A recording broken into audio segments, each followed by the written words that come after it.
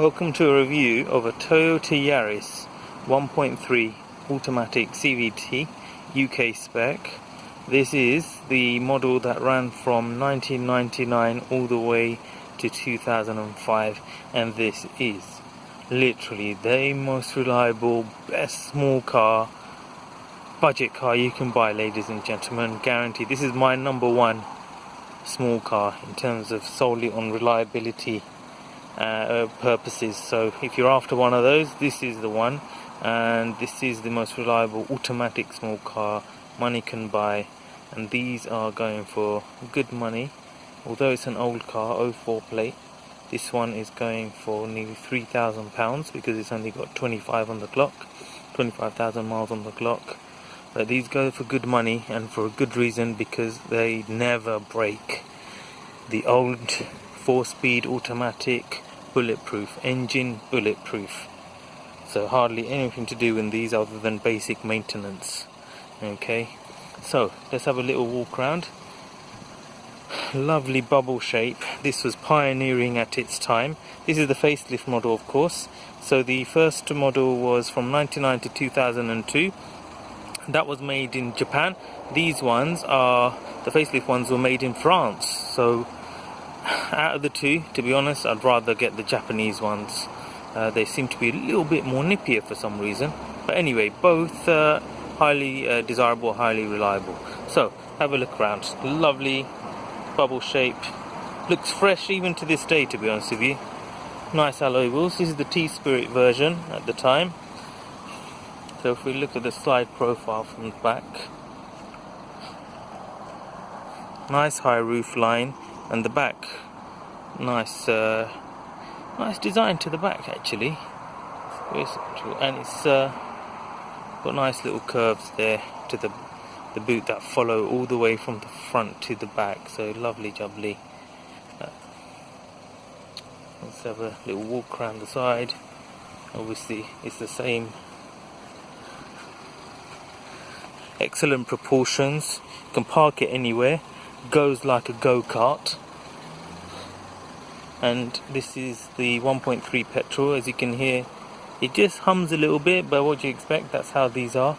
But it's very quiet indeed. So let's have a look at the interior. This particular one has front electric windows, central locking, and to stop the little kids opening the front passenger window there. It even has adjustable mirrors. A fine little novel feature for small cars at the time of its era. That was actually very rare. I think it's things like the Honda Jazz had it as more or less standard, and everywhere else it was additional extra. So these are lovely stalks. Lovely solid feel to them and good dampening. Now look at the design, pioneering in its time, and looks, so I think it looks better than the current shape ones. A lot more space age and modern, to be honest with you. A very I love the way they done this glove box. Oops, sorry, 2-tier. So you've got the top bit there, which is rather small and really useless, maybe a couple of crisps, and then you've got this big glove box here. And for those that like to service their cars, literally this glove box, if you squeeze it on either side, it comes down, and that's where the cabin filter is, so you can change it yourself. Okay, so fantastic.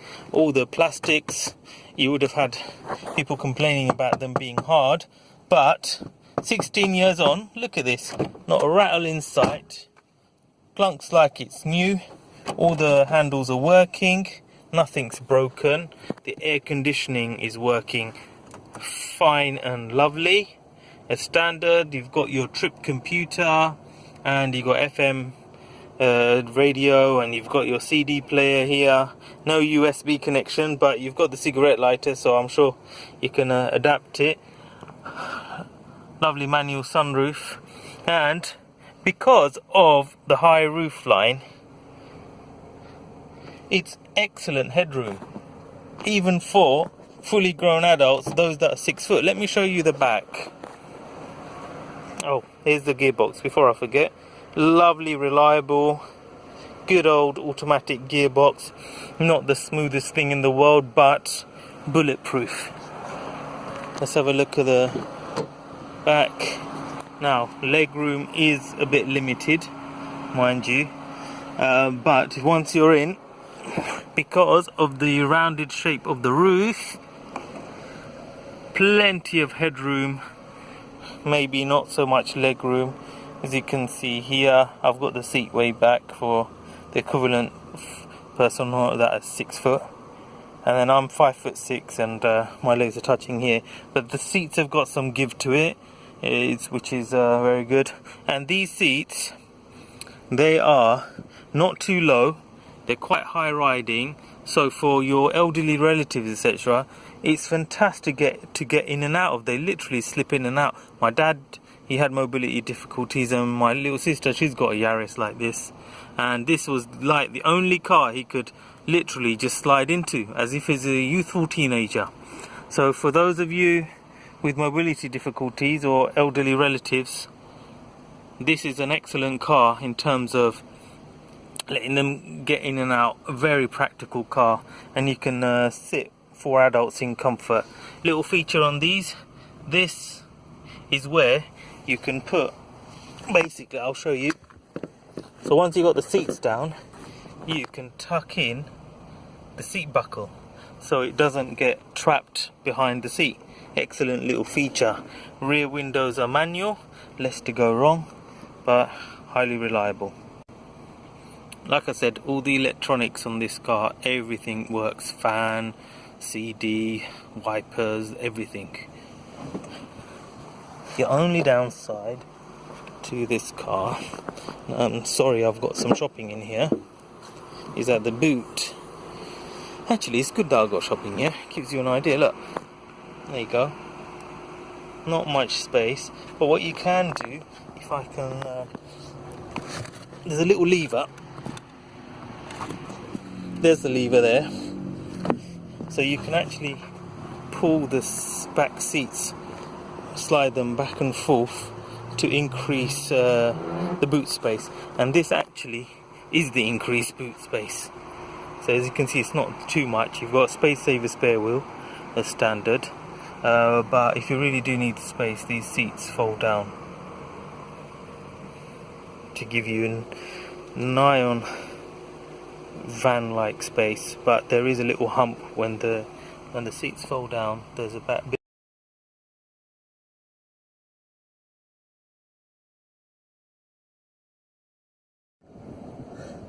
Let's go for a drive. Excuse me.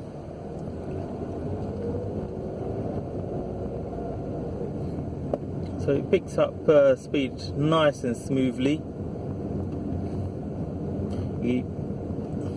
You don't feel the humps and bumps. For a small car, it softens the humps and bumps very well, actually. Look at that idiot there, right in front of me. These scooter drivers, just because they don't need insurance. Anyway, let's go. Oh, picks up lovely. Look at that. Engine is nice, smooth, quiet.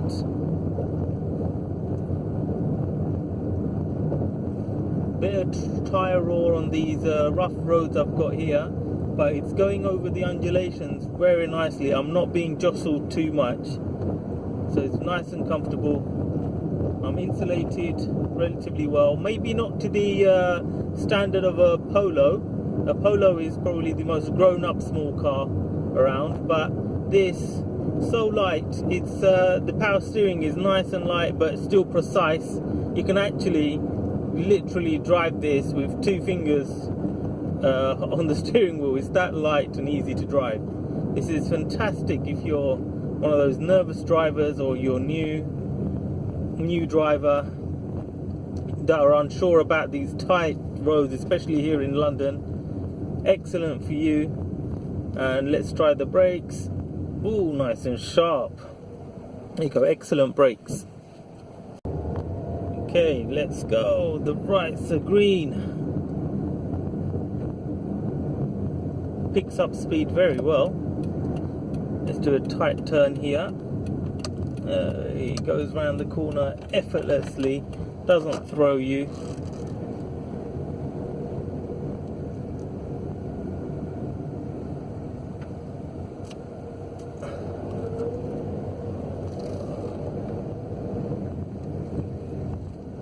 Right, this out the way, pick up some speed. Look at that, lovely, nice mini go-kart. This, it puts a grin on your face when you drive this car.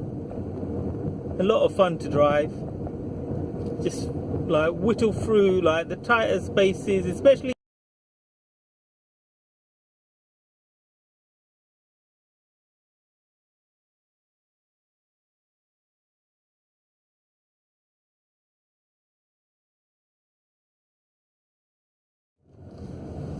Sorry, my battery ran out there in the middle of thing, and then my camera also fell.